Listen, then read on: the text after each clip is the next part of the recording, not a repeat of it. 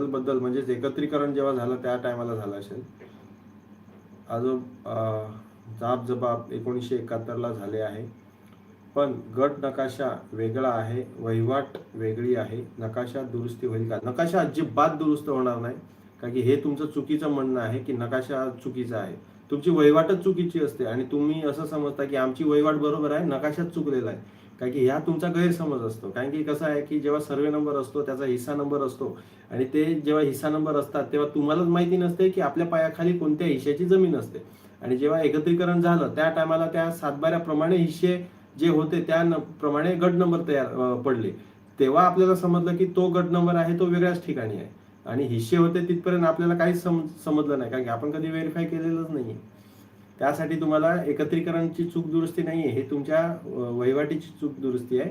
तर तुम्ही वहिवाटी फिरवण्याचा प्रयत्न करा किंवा शासनाने जी सलोखा योजना आणून